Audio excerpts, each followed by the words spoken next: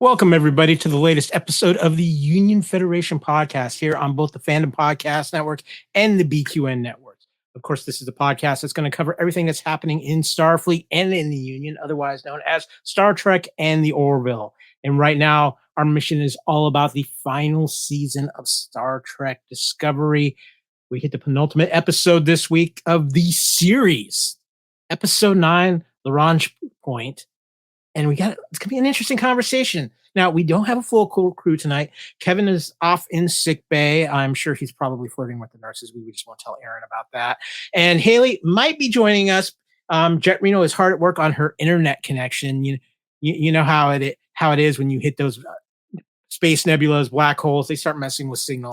But as always, I know I can count on our top-notch counselor and holographic captain, the one and only queen of the BQN, Miss Amy Nelson. Well, hello. I think we are in a stasis point. We are twin orbiting, hopefully not black holes. Yeah, no. I think we're that podcast that's in the middle of those two things. That's yes, we are. That is true. We have Union Federation is the Lagrange podcast for BQN and FPN. There we go. So, see, we're already starting with the sciencey stuff, and Haley isn't even here. And I'm hoping she'll be back in time before I get to that point. If not, I'm going to have to deal with some space camp NASA knowledge that I have, because we're going to be talking about some sciencey stuff later on too. But we have, again, Amy, it's the penultimate episode of this season, end of the series already. Oh my gosh! Yes. And so wonderful to see Jonathan Frakes, up on the credits. So we know we're in good hands. And I am just going to, Mr. Frakes, I'm not a fan of the spinning. And there was a lot of spinning. But I actually, when I looked at it, I was like, it serves a purpose, because there was spinning like when they go to obviously black alert, and when Saru beams in, like it's busy and we're spinning around. So it added this urgency that I felt this episode definitely needed. So kudos to Frakes for another well-directed episode. Well, this Frakes guy, I think he knows a little bit about Star Trek. I think he knows what he's doing. Just a little bit. But you know what, Amy, too, before we get started in talking Discovery, I didn't put this in the notes, but there's a piece of Star Trek news that I found very interesting this week, and I wanted to get your thoughts on it. Okay. And it has to do with the newest addition to the Star Trek family that is currently in work, and that is Starfleet Academy, with the major announcement that Holly Hunter is being added to the cast of Star Trek Starfleet Academy. And I know we still don't know an awful lot about the show. We still don't know for sure who's going to be on this cast. There's a lot of speculation. Mary Wiseman is going to probably be part of this show. And I think that's fairly accurate. We do know that one of our lower decks favorites is going to be a writer on this show. Mm-hmm. But there's a lot of mystery around the show. But this is a big name actress coming into the Star Trek universe. I almost equate this to when Jason Isaacs was announced as Lorca. You know what? That is a very good comparison, because Miss Holly is just fantastic and has been around for years. So thankfully they're getting this, seasoned, actor. I'm over the moon about it. I cannot wait to see it. And Commandant, yes.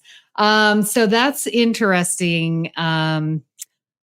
Yeah, I'm very excited and very happy to see this news. I mean, she has been in so much. Oh yeah. I mean, we're talking, I can't remember if she's I know she's Academy Award nominated, but I don't know if she's actually ever won an Academy Award. But we are talking a heavy hitter here. Mm-hmm. And this is, I think this is kind of the power that Trek has gained, especially with the newest incarnation of Trek shows.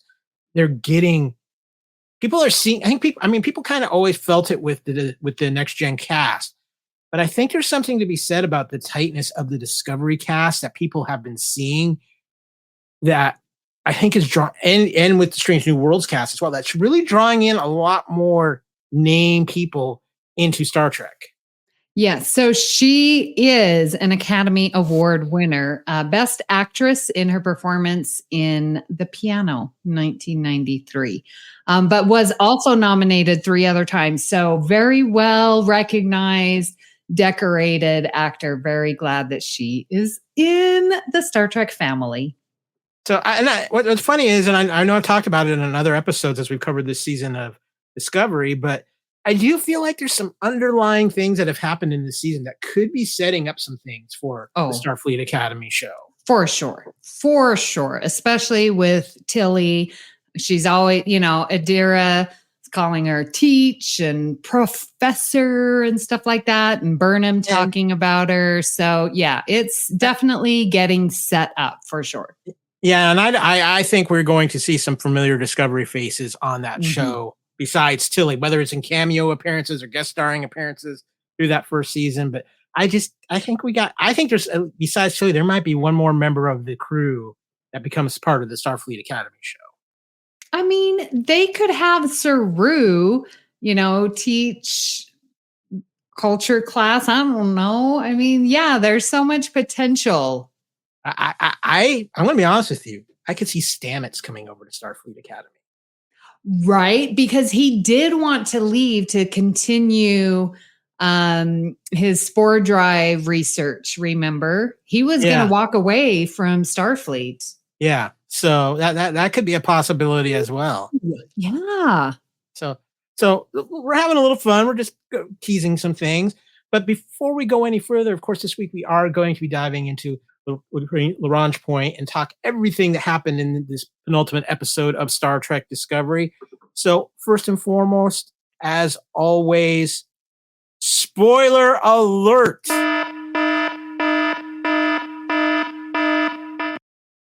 We're going to be talking about a lot of things that happened in this episode, a lot of action, a lot of questions that are still remaining out there. So with that, without further ado, we are going to transport into our first away mission. So as we get ready to talk about this episode, Amy, that means we have to go to our Admiral's Log episode synopsis. Would you be so kind this week? Absolutely. So Discovery arrives at location of the progenitor's technology and finds a structure at the Lagrange Point between 2 primordial black holes. Mal and the Breen also arrive and capture the structure. Now, Burnham plans a heist to retrieve the structure from Mal's dreadnought, while the Breen discover a portal inside the structure. Having learned of Rune's death, Primarch Tahal, another Breen leader who is responsible for the death of Raynor's family, sets out to claim Rune's forces for her own. Saru volunteers to intercept Tahal's forces in hopes of stalling them and giving Discovery time to retrieve the technology. Burnham secretly boards the dreadnought with Book, Adira, and tactical officer Jen Reese. And Reese protects Adira as they take down the dreadnought shields, while Burnham and Book secure the structure and discuss their relationship. Don't get me started about that. When they are discovered, Burnham has Discovery ram the shuttle bay, which begins pulling everything into space. Mal, carrying Locke's body in portable pattern buffer, and Burnham enter the portal before it is pulled into space and released from the structure.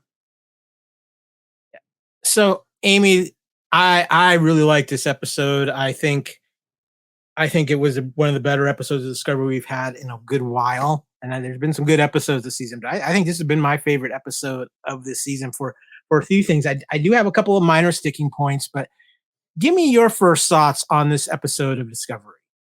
I really enjoyed this and feel like it's setting things up perfectly. I feel that the pacing of this season has been good. I'm getting enough answers. I'm getting enough questions at the right time. I'm feeling like the entire crew is really helping, like Raynor, Tilly, Reese, everyone on the bridge, those people who we don't know, but now they're important. Like they're all helping us get the progenitors because we just definitely don't want the Breen to have it. But then yet there's this Mal and Locke story. And that still is intriguing to me too. So I think just the pacing and everything about this season has been really, really well done. Yeah, I agree with you, Amy. I think this has been by far the best paced season of Discovery, which in some ways makes it frustrating that it's the final season, as they just finally seem to be getting an understanding of their episode count and how to pace their seasons. But with this episode, one of the things I actually liked about this episode was that there wasn't 18 different storylines going on. We had basically 2 storylines going on, and they were very intertwined with each other. And I like that because I think that's sometimes one of the things that Discovery has been detrimental on, is they're trying to tell too many stories at once. And I think that when it's at its best, it's narrowed down and putting the focus in. There's 2 things though about this episode that kind of stood out for me, Amy. And it's one thing that's been kind of a little thing gnawing at the back of my skull all season with this Discovery.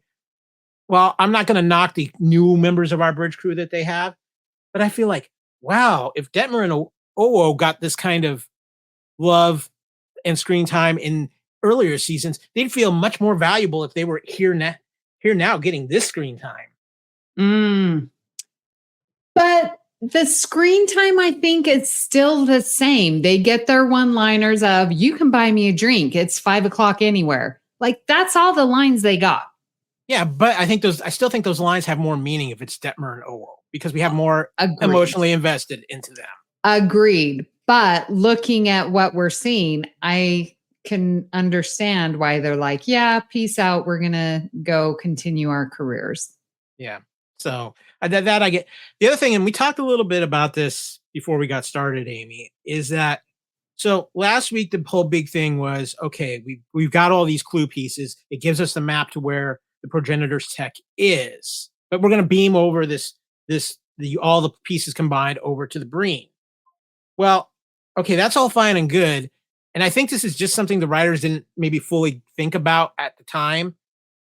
When it turns out that the combined set of clues together is actually the key that opens the door to the portal in the progenitor's technology, I'm like, okay, maybe that wasn't the wisest of decisions, because I don't think even Burnham realized that might have been the key. Yeah. Otherwise, she might not have sent it. I'm just like, that's just, I'm not going to be I try not to be nitpicky about it, but that's just that. I'm watching this. I'm going, wait a minute. I thought the importance of the clue was that it gave them the directions, but now it's also the key. So it makes it that much more important. And especially when you had this whole thing where they gave Burnham that knowledge, whatever it is, which they still haven't revealed, to make the progenitor's technology work. No, they revealed it. You mean like the technology? Yeah. They revealed, remember, if you remember 2 episodes ago. She has the clue. She has this clue that's supposed to unlock, and they didn't reveal that yet. Obviously, that's something for the finale. So I'm just like, okay, this is just one of those things. It's probably a little nitpicky, but I'm just like, okay, I don't know if Burnham's making that move, if she realizes that that combined clue is the key to opening right, yeah, the door to the technology. But otherwise, I mean, other than that, this was a great episode, action packed.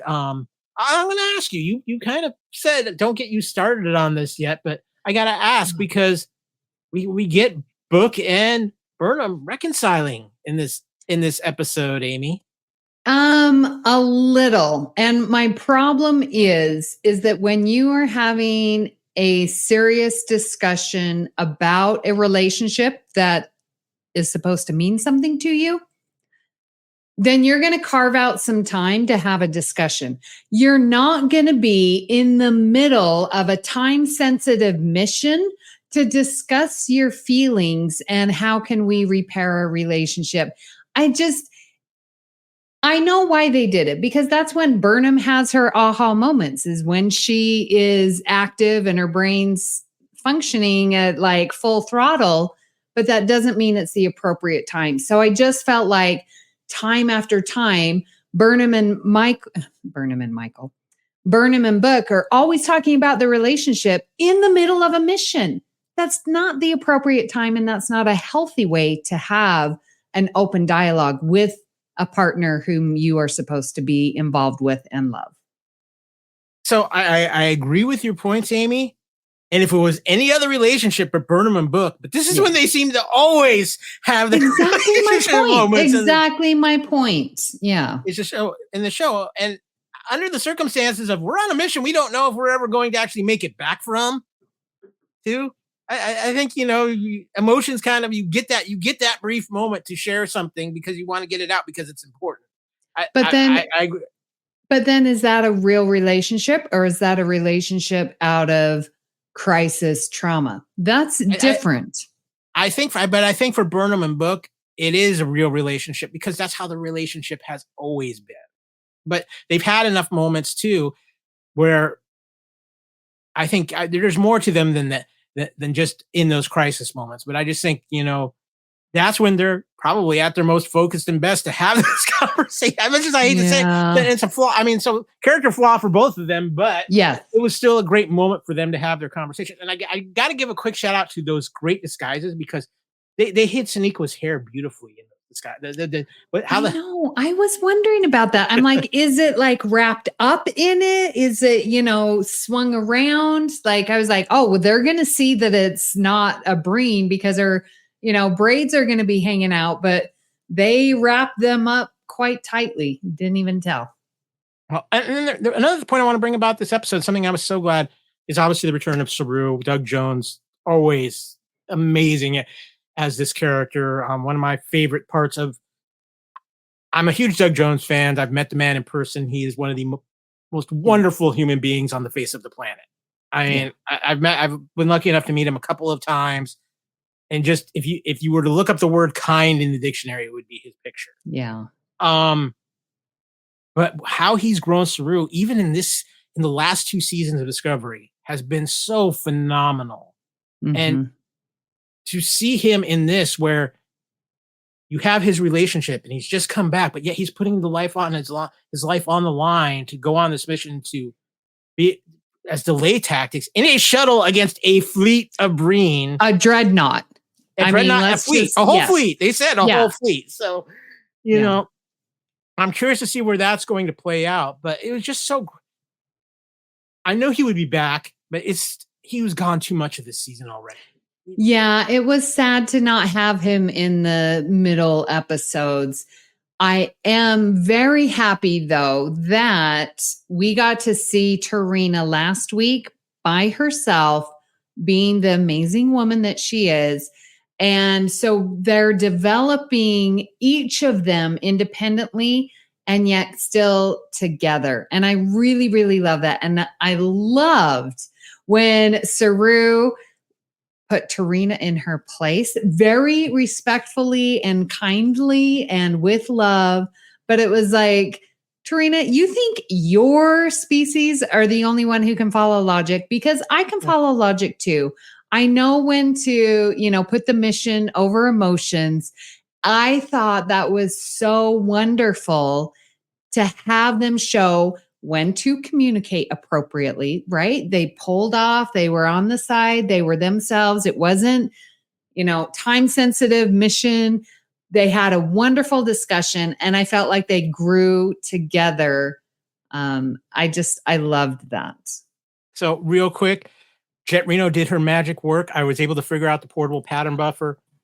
Our science officer, Haley Stoddard, in the house, ready to push the weapon button down. Fire those phasers, Haley. We need you this week. Hello. Yes. Things got situated. We are happy to have you. You are luckily joining us. We were just wrapping up our discussion about our initial thoughts on the episode. So, Haley, what were your initial thoughts on this week's penultimate episode of Star Trek Discovery? I enjoyed it. I think it was really well done. I think the characters, I really loved Raynor in this episode towards the end, especially. Surprisingly, he's been a bit gruff and brash, but I really enjoyed what his character does at the end. And overall, I think it was a really well done episode. It wasn't rushed. It didn't feel super hectic and pressed for time, I guess is a good word to say. And while it still leaves lots open of what's going to happen next. So thus hopefully they wrap things up really well in the last episode that we have. God, I enjoyed it. It was really well done. We are glad you enjoyed it. And I am so glad you're here because I was going to have to science the shit out of some things. And now you're here to help us because we are going to warp into some Star Trek trivia.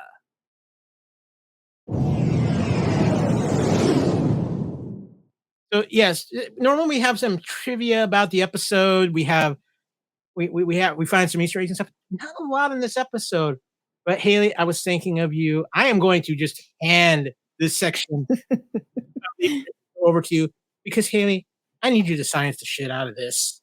Yes. Yeah.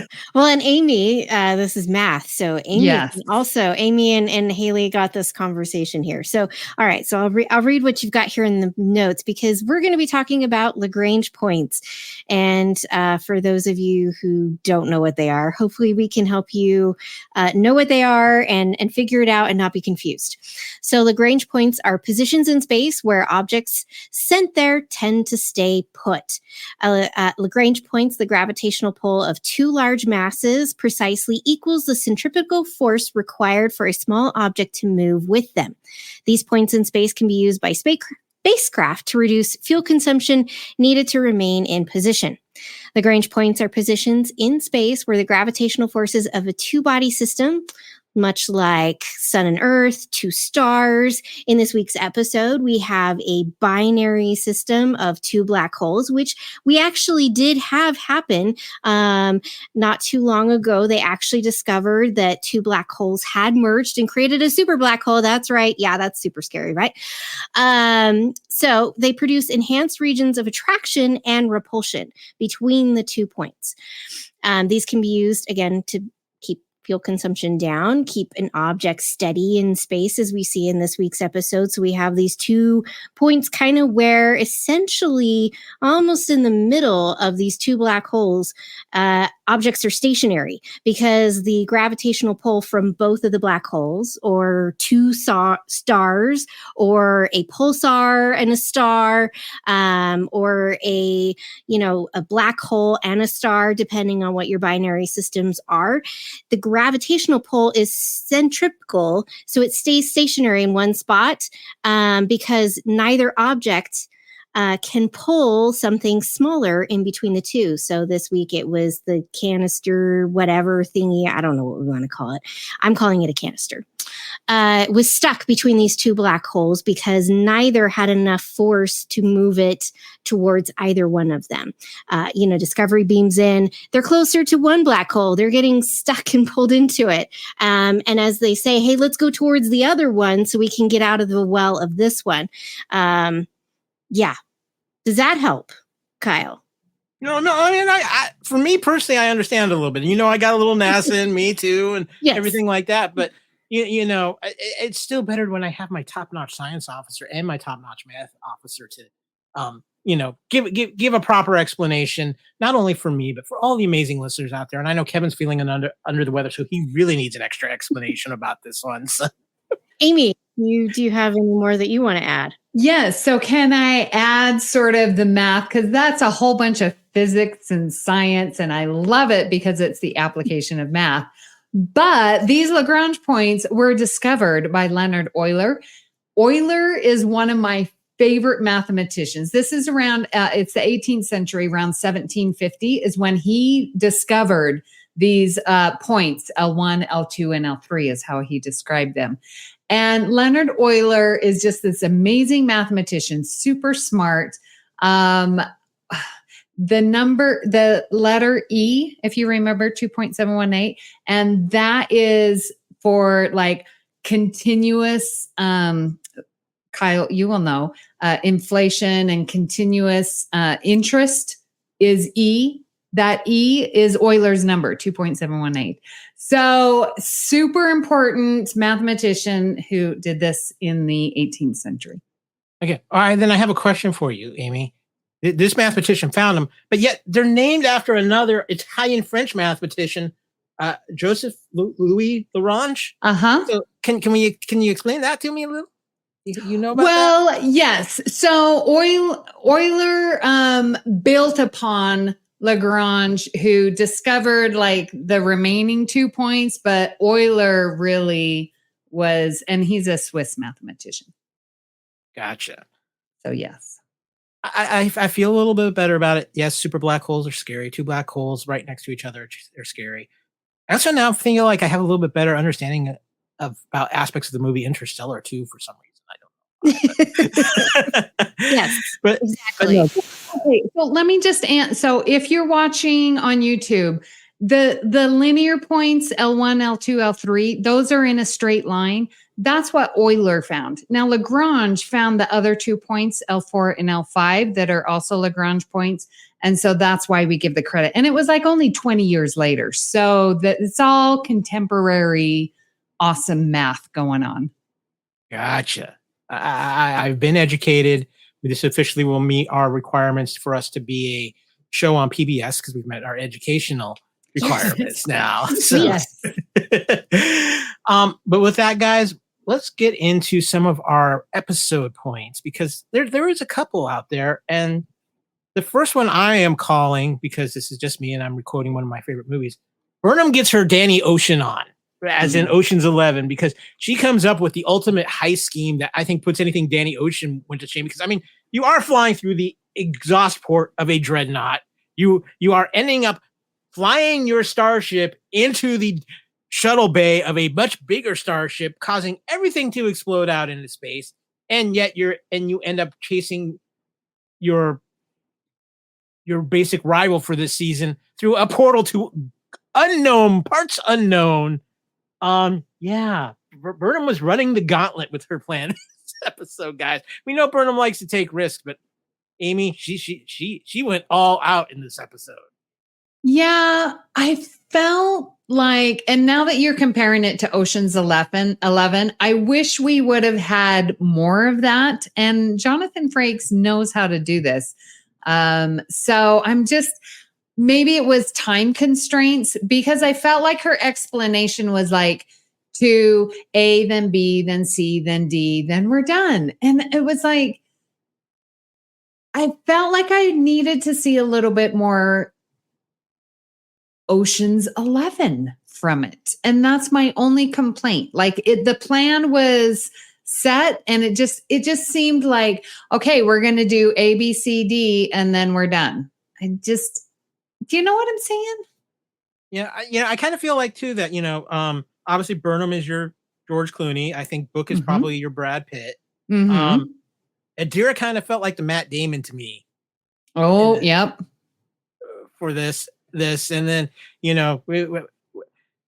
so they all got their moments to shine. I'm really glad Adira got some moments. They've really done a good job this season with Adira, and I think this was the best yet. And I love that moment before they go, where you have her, Culver, and Stamets together talking about what they've all been through this season, and I think that was really good.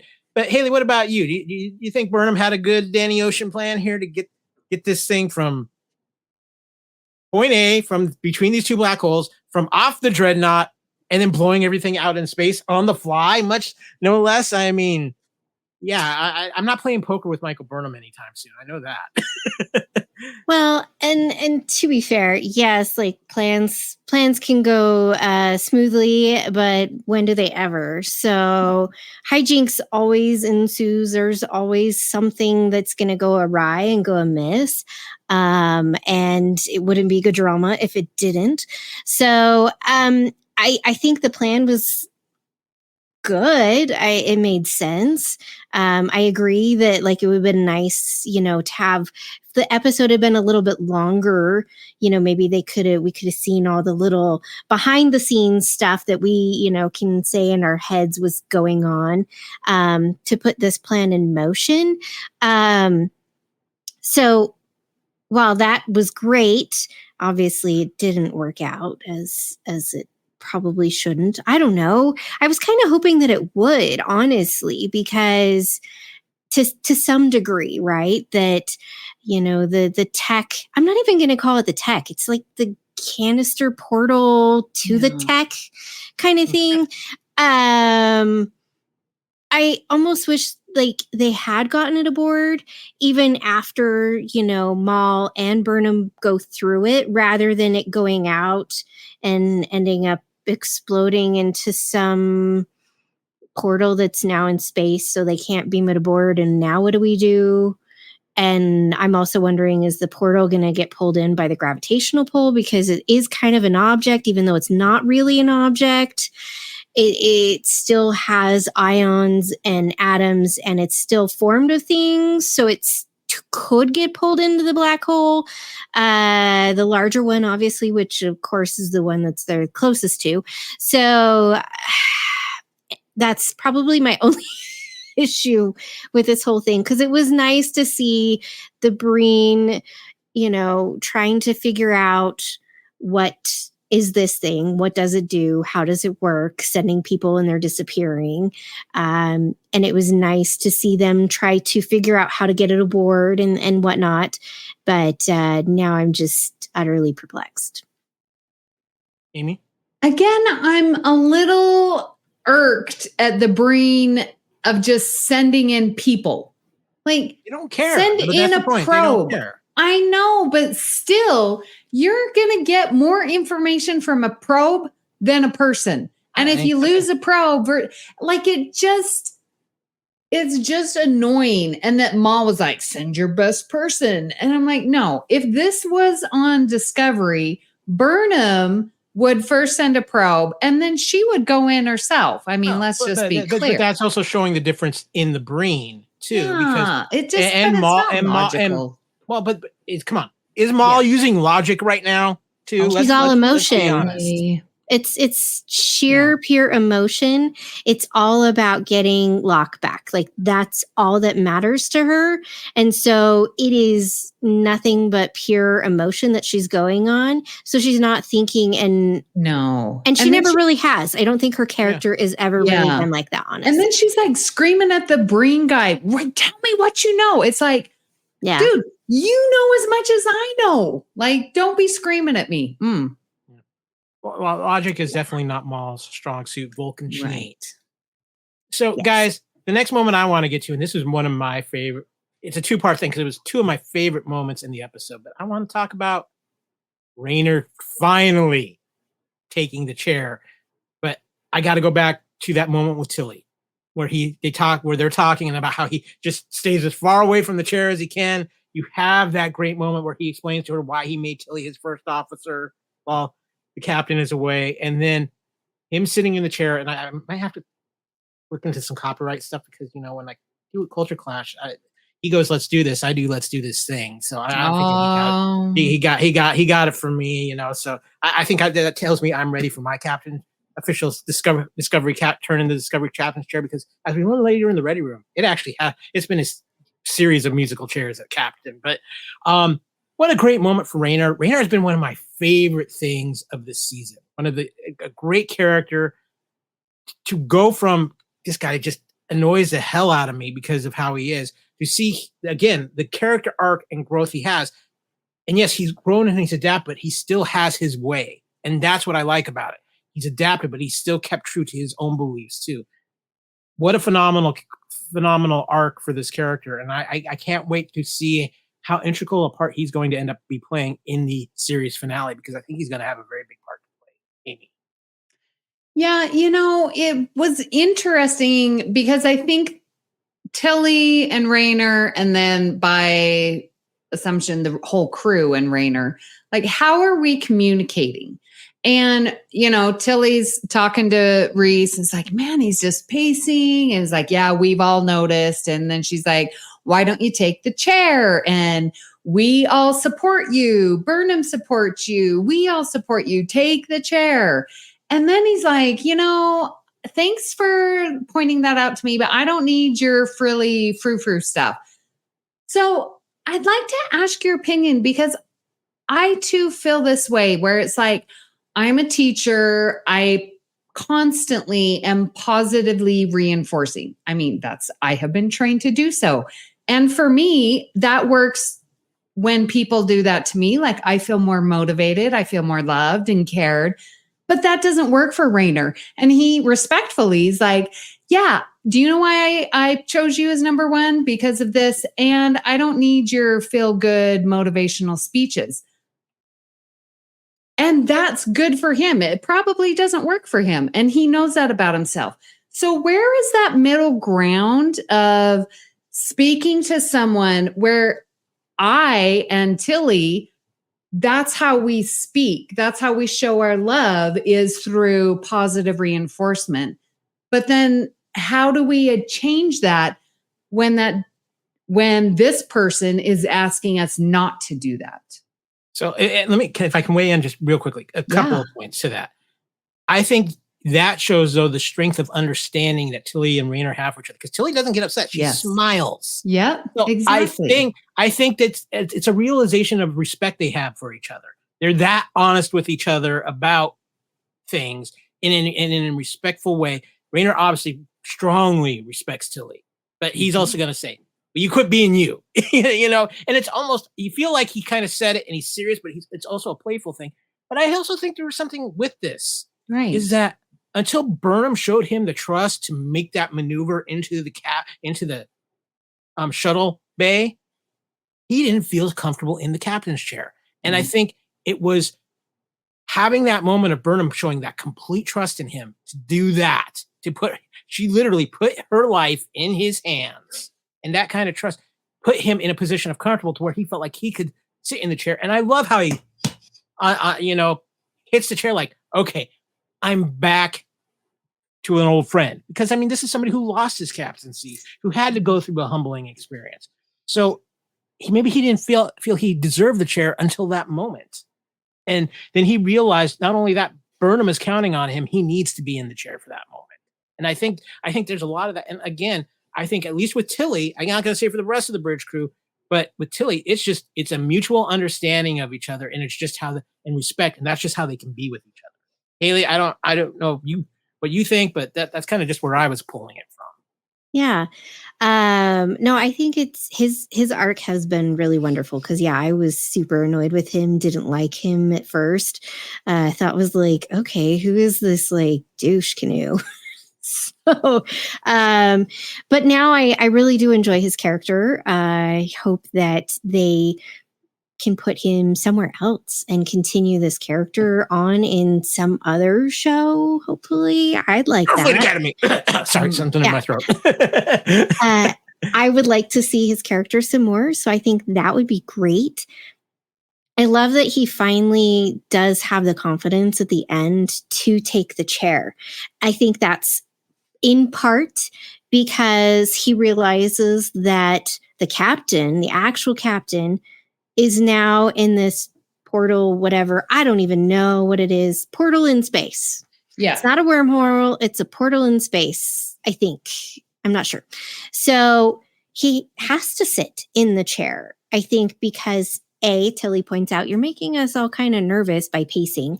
But I think he's also realized that he can make decisions, because I think he was doubting himself. He made decisions, he made choices that lost him his ship, lost him being a captain. He was going to be forced into retirement. And so he's doubted his own decision-making process since then, which is why every time, even though he's in charge, he asks, hey, what else, what options do we have? He's not immediately jumping into making decisions himself 100%. And I think that's that doubt that he doesn't want to screw up again. He doesn't want to be put back into this position where he's off a ship. He's not part of Starfleet. He's retired.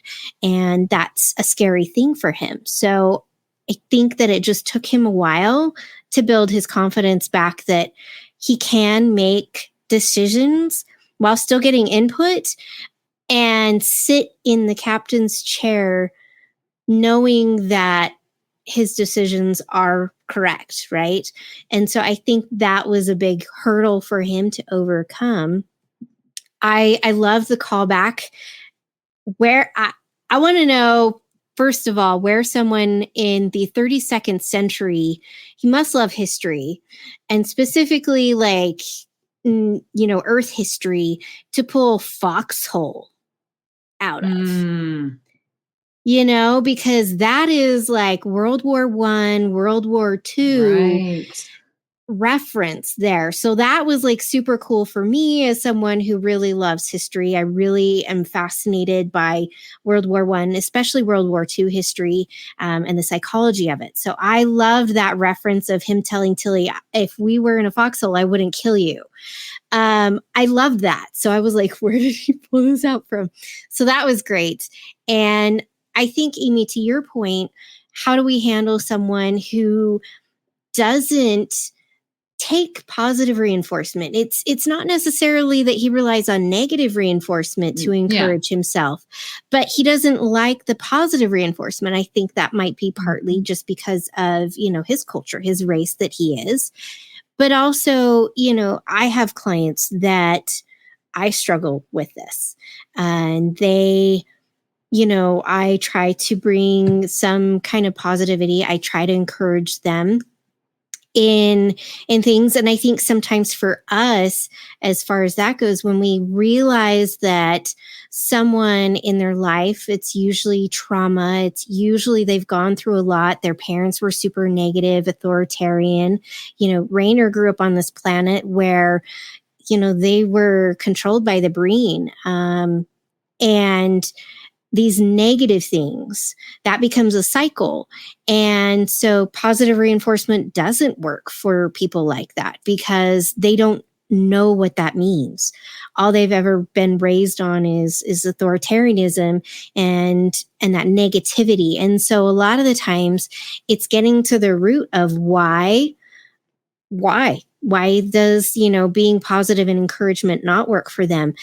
And sometimes people just don't know, and positive reinforcement's never going to work for them. And so it's more about setting a, hey, like, I support you. Like, hey, what can I do to best help you? Rather than, hey, you did awesome today, because that can make them feel uncomfortable. And then that makes them continue to doubt themselves even more. And it's frustrating for people like us who try to put that spin on that and who do want to encourage people from this positive aspect and be positively reinforcing. And so we have to temper ourselves. And it's more about learning the person that we're talking to more than anything, and just being that support and encouraging them. I have to do that with some of my clients because trying to get them to see positives, they're just they can't break that cycle. And so you have to wait for them to do it. Like, it's almost like the person will do it by them encouraging you, by them giving you some kind of positivity and in some encouragement and assurance about something. That's usually sometimes your cue to be like, oh, okay, like they're finally kind of breaking that negativity cycle, or at least seeing that by being encouraging, I'm supporting them. And so sometimes we just have to wait for them to want to break out of that cycle. But again, I think for Rainer and maybe his species, that's just not how they operate.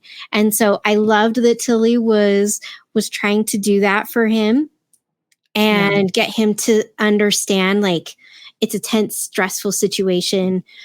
You pacing is not helping the situation. And she was trying to say it in a way that was encouraging because that's who she is, by not saying, like, dude, stop it. Like, we're already stressed as it is.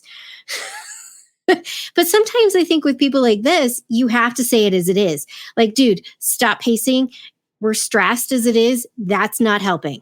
Right. Because it's not being positivity. It's not positive, but it's also not a negative either. And so that's where sometimes you have to find that middle gray area, which can be uncomfortable for a lot of people.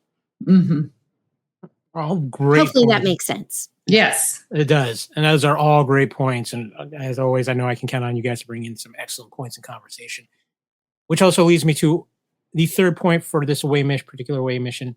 Star Trek Discovery in general, we are entering the series finale. And I just going to ask both of you the same question. Where do you feel we are at heading into the series finale of Star Trek Discovery? Amy? I feel for once we are in such a good spot. Like I said at the top of the show, The pacing has been good. I feel like questions are being answered, but we're asking more questions. It's not look, you go back and listen to Union Federation when we've talked about the ends, the penultimate episode. Yes. We've been like, there's so much to answer. How are they going to do this? I don't feel that way this season, and I'm so happy for it.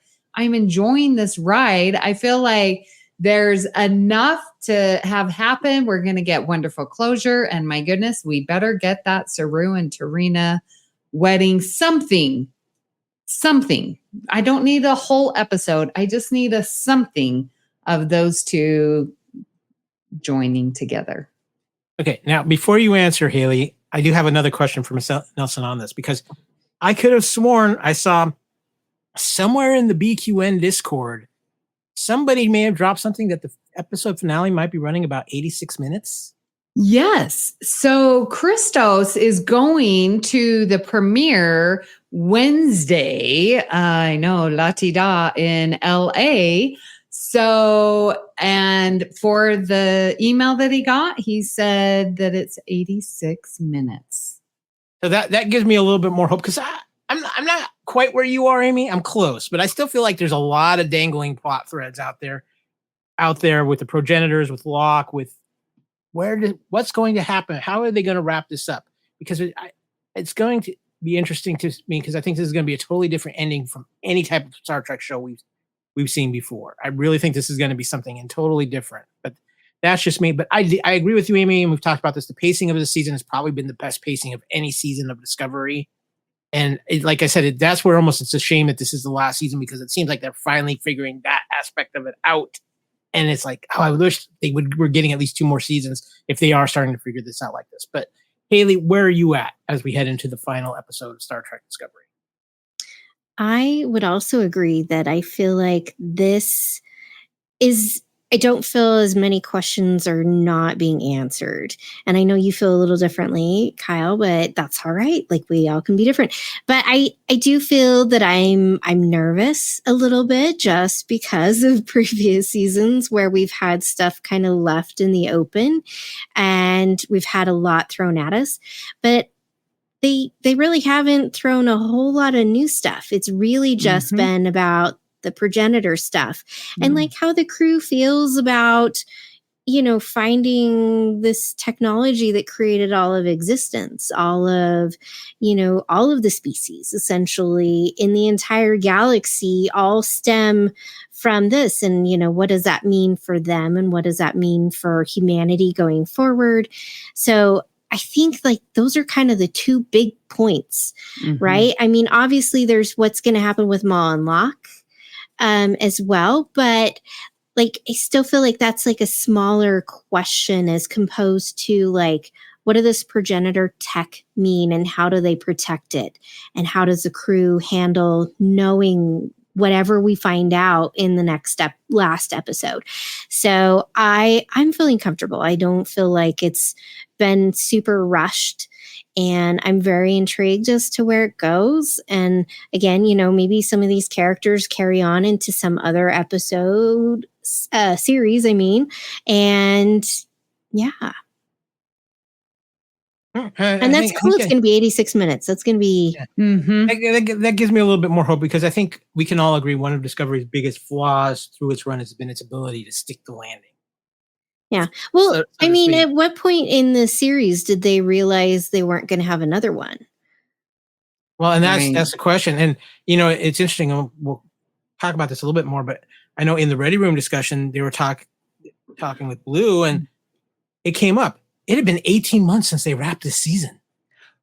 Right. Remember, we found out that Discovery had the last season on the cruise in February. Doug Jones found out that day. Like, they did not know. Okay. Yeah. Interesting. But I mean, you have to wonder, like, the actors didn't know, but I wonder if someone up higher knew. And so maybe that's why, like, it is an 86-minute episode.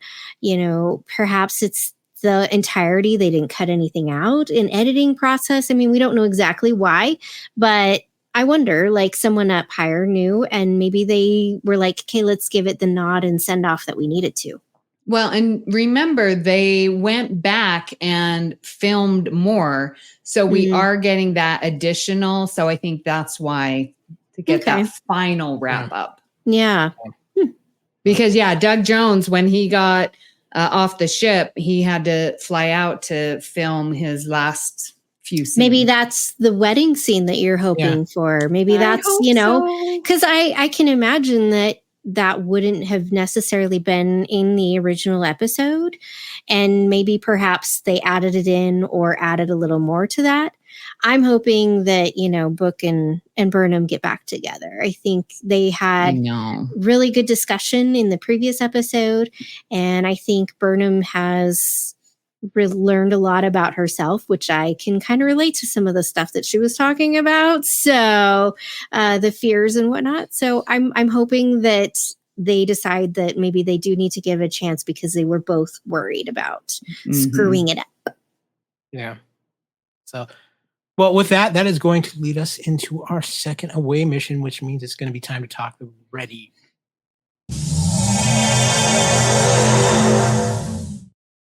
So it is away mission number 2, which means the Ready Room, hosted by Wil Wheaton, but this wasn't any ordinary episode of the Ready Room.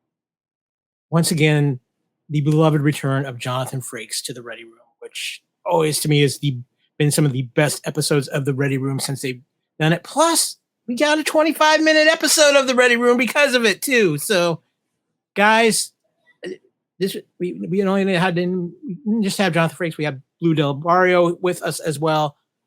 Probably my favorite episode of the season. And again, I just love it when I could listen to Will and Jonathan talk all day long. And by the way, I am collecting about $80,000 worth of Union Fed props. I'm going to go try to meet somebody in the desert to get a kit car. So if you haven't watched the episode of the Ready Room, you have no idea what I'm talking about, Haley. I can tell by the look on your face. I know. It is we've gone story so far and like all watching, and I did not get to it. You will need to go back and watch it because it was a story even Wil Wheaton didn't know when Jonathan Frakes revealed it. So spoiler alert for those of you. I'll kind of tell it. Oh no, go ahead. It's okay. Yeah. I think it was 88 or 89. The Paramount lot, the Star Trek lot, got robbed. They took Picard's captain's chair and almost $80,000 worth of Star Trek uniforms. Uniforms, yeah. Well, apparently the plot was that they had a deal in place with somebody else. They were going to trade all this for one of the Knight Rider cars. For Kit? Mm-hmm. Yes. Kit. And even Wil Wheaton's like, I would have done that. But Frakes is telling the story, and Wheaton's mind is just blown. Like, how did I not know about this? He kind of knew that the chair had been stolen, but he didn't know the full story behind it. Mm-hmm. So they get out. Apparently, they went out to the desert, and the FBI had a sting in place, and they got all these guys in this sting in the middle of the desert. And Wil Wheaton's like, we need to talk about a TV show about this because this is one of those things. Wow. Like the Hollywood story is never told. I need that. But it was a great moment with the Ready Room. But Amy, 2 really good interviews. I thought the interview with Blue was very interesting, and obviously Jonathan Frakes is always magical. Yeah, I will absolutely give you Jonathan Frakes. Like those 2 together, it's just you're watching 2 old friends talk, and just how much love and respect they have for each other, and just that long history that they share. Absolutely wonderful. I wasn't even really paying attention to what they were saying because I was just involved in the feeling and the reunion that they had. I did not care for this episode because of the interview with Blue. I get it. You're young, and when you're young, you're nervous. And some people, when they're nervous, they laugh. And Blue was just just that nervous laugh. And I'm just like, okay, dude, you've been on Discovery. You've been on the Ready Room. I get it. But we've had Adira since season 3. Like, come on, Blue. It was too much nervous laughter that really every time took me out. Whenever Wil said something or asked a question, he, I'm just like, oh. And this is coming from a person who loves teenagers. Like, I guess I'm just expecting more maturity from Blue. That's my own. And I just didn't feel like I was getting quality content. And I know at me later. Find me on Discord and chew me out. I'm fine with it. I'm not going to chew you out because I think you have a point there, Amy. But it's something I've noticed with other interviews with them is that they don't seem to be comfortable in that in that interview setting.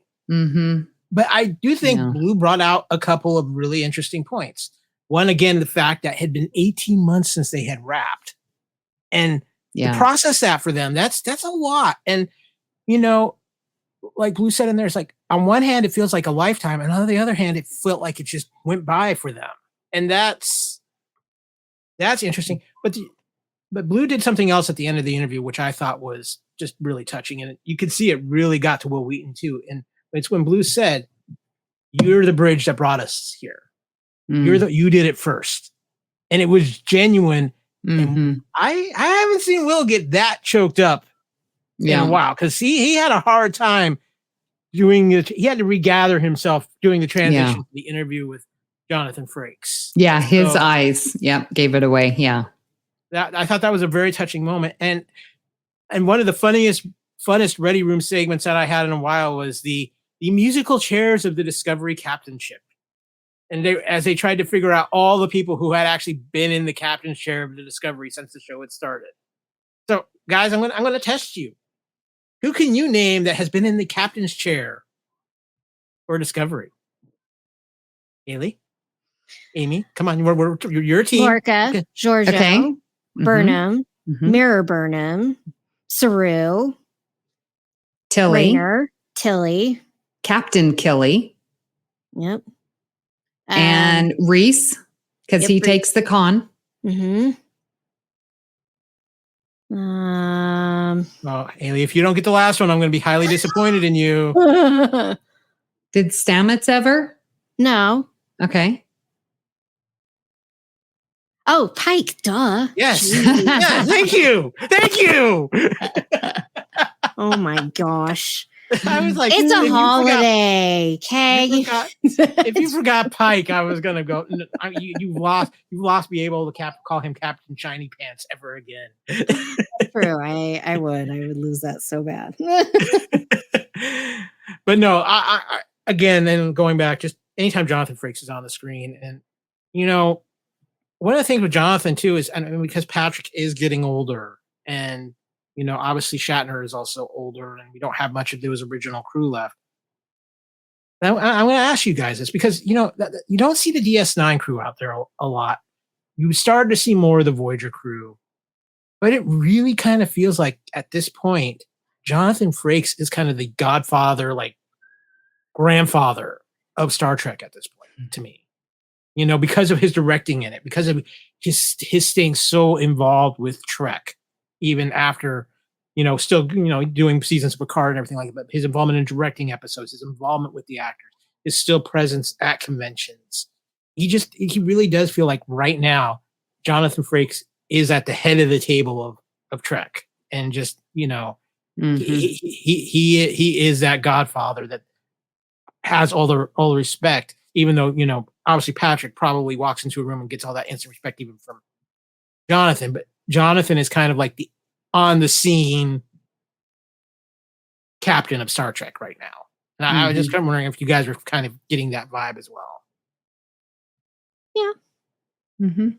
FYI, both Jonathan and Wil Wheaton, LeVar Burton as well, are going to be at FanX. So I can only imagine the hijinks and the fun that will ensue. Yeah. From that. Wow. Yeah. That's going to be amazing. So. I might have to come up. You should. Are you going to go? Jason Isaacs will be there as well. Who is? Jason Isaacs. Again. Yay. Again. Yes. Yes. And they're still announcing people. Yeah. So we'll see who else from Trek comes this year. So very nice. Well, guys, with that, it's time to get things wrapped up around here. I'm going to intercept some subspace signals.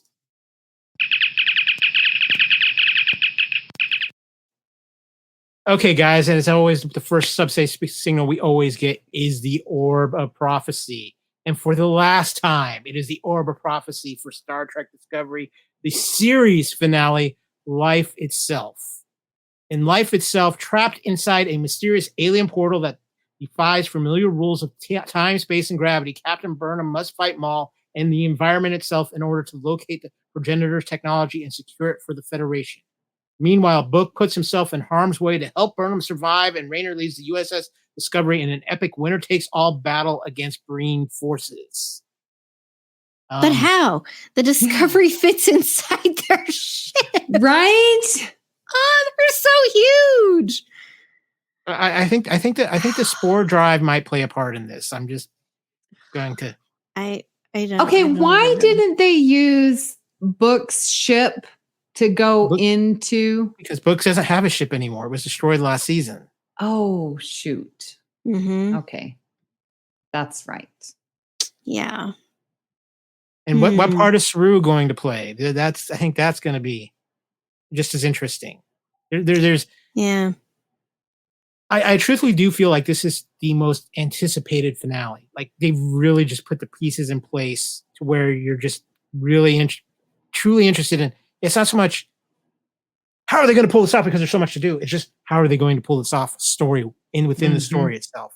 Mm-hmm. I kind of get a little bit of feeling we might have a little DS9 kind of feel to this as well, with Burnham in that portal with the progenitor's technology, kind of, like Cisco being the prophet and having those discussions within the wormhole. We can maybe have some moments like that. I think they're going to be pulling.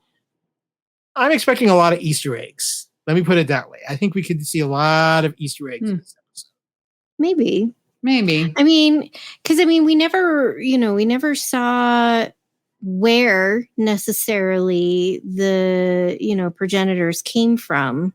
Mm-hmm. And so I almost wonder if this portal takes them to the progenitor's home world lab. I don't know. I don't know what to call it, because in the TNG episode, The Chase, they all go to this planet, which of course we see multiple times. We've seen the same set multiple times in other episodes, but they all end up on the same planet, and then a progenitor appears, like letting them know, like, we created all of you, blah, blah, blah. You're all related and genetically linked at your core, at your base.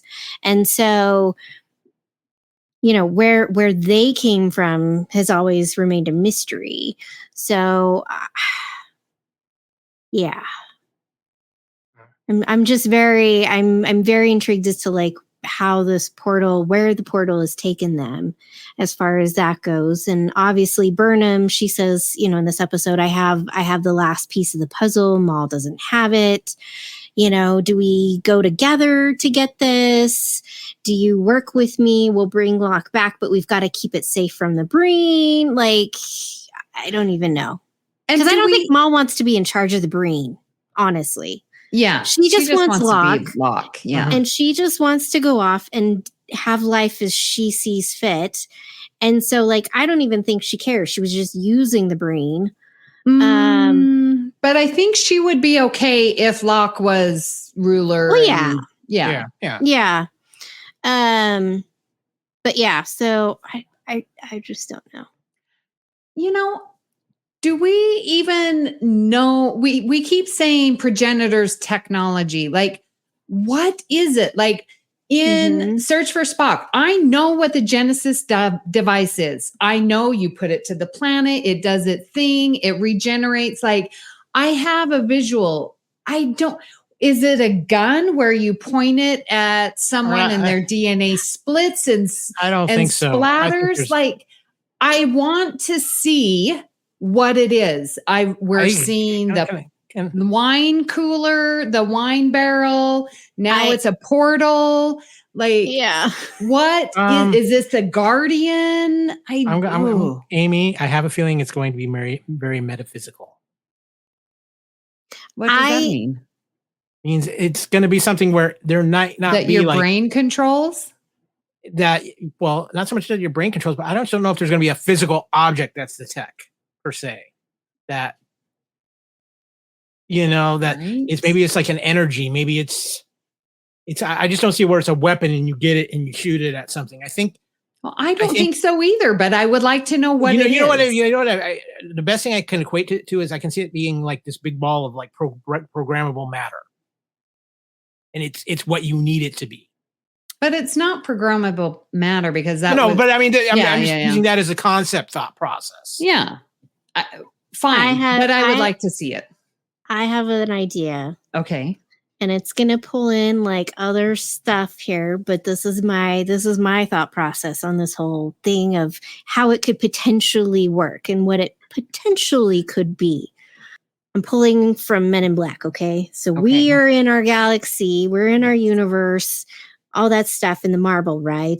Mm-hmm. The progenitors, it's a lab. All right? They have created all of life. So they created the building blocks, the matter of all of life. They're not gods, but it's like that.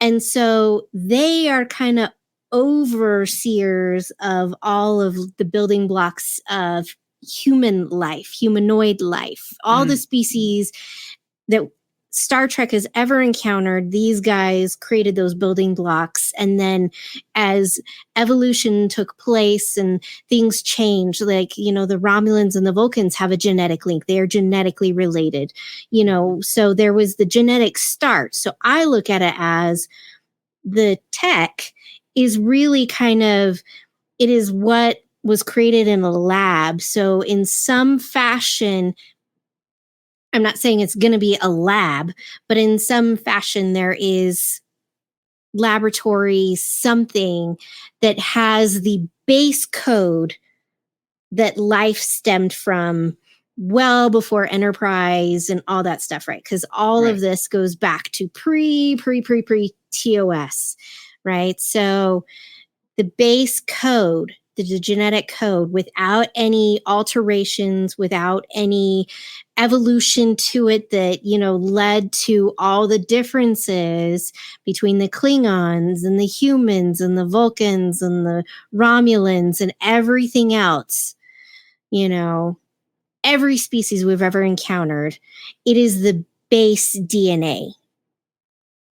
And from that, you can create all of life. And all you have to do is know how to tweak certain proteins, to tweak and add in or remove certain ones to create differences that then create evolution. Remember, this is life and death. So, yes. So this is going to be because in that base, basically they're just going to find a beaker of primordial ooze. Well, in that base, you're going to have the ability to know how to remove code, right? So it's not necessarily maybe, and we've maybe left with the idea that it could suddenly wipe out life, right? But they've never actually said at all that it suddenly wipes out life. We're just all assuming that. It could be that if you have this base DNA code, you could slowly wipe out life. That it would be a slow process to where there wouldn't be any life at all. We don't know how far in the future Burnham and Raynor saw that Discovery was left all alone and that the brain had destroyed everything. We don't know. We don't know how long that takes, right? So it could be something where that is a process because evolution is a process. It's de-evolution. It's one of the many questions we will be finding out and discussing about next time. And I'm working on some stuff. The next episode of Union Federation might be a little special. We might be doing a live show. I'm just going to throw that out there now. Now I'm looking at Miss Amy Nelson about maybe seeing if some BQN guests might be willing to come on as well. Yeah, see what we can do for a live show because we're going to have some fun with this finale, and we won't be wrapped up with Discovery just because it's the finale, because I have a feeling we will be having an episode discussing Discovery's place in Star Trek. Yes. I think this is going to be only fitting. Yeah, well, I mean, it really is the show that started, and it is the show that started a whole new era of Trek. 100%. So, but for now, we are going to wrap up this week's episode of Union Federation Podcast here on the FPN and BQN networks. As always, you can find Union Federation on the Fandom Podcast Network on all of our great podcast catchers, whether it's our audio homepage at fpnet.podbean.com, our YouTube channel where you can find the video of this episode. Go to YouTube, search Fandom Podcast Network. Please give us a like, a subscribe, and a share. And of course, you can find us on all the Fandom Podcast Network on all your major podcast catchers out there, from iTunes to Spotify, Amazon, iHeartRadio, so many other out there. And Amy, where can everybody find the BQN Network?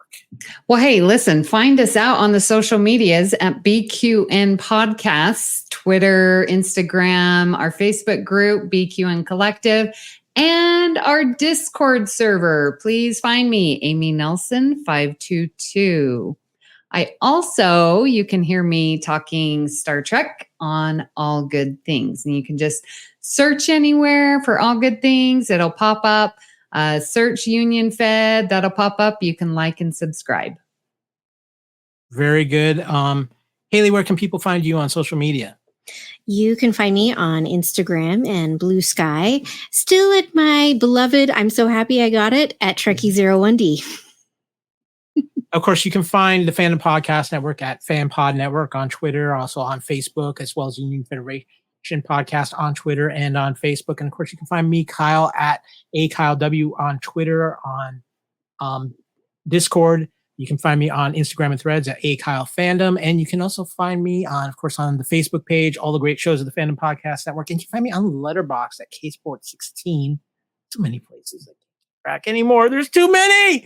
But it is always, first and foremost, before I forget, today we're recording this, it is Memorial Day. So a thank you to all of our current servicemen and women out there for doing what you do.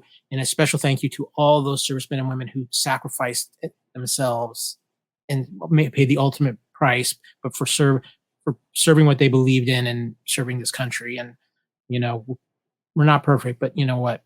We nothing but respect and nothing but love for what you've done for us, because we wouldn't be here without it. So thank you so much. And you are appreciated. To our listeners, we don't do this without you. This has been a pleasure to cover this final season of Star Trek Discovery with you, the final adventures of Discovery. Not necessarily the final time we will see these characters, I think, though. And of course, to discuss this week's episode, Star Trek Discovery Season 5, Episode 9, Lagrange Point. Thank you to Amy. Thank you to Haley for sciencing it up, giving us some great explanations, and as always, giving such insightful and thought out opinions and thoughts on the episode. It's always such a pleasure to talk with both of you on this, and it's one of the highlights of my week to do this. So thank you guys so much.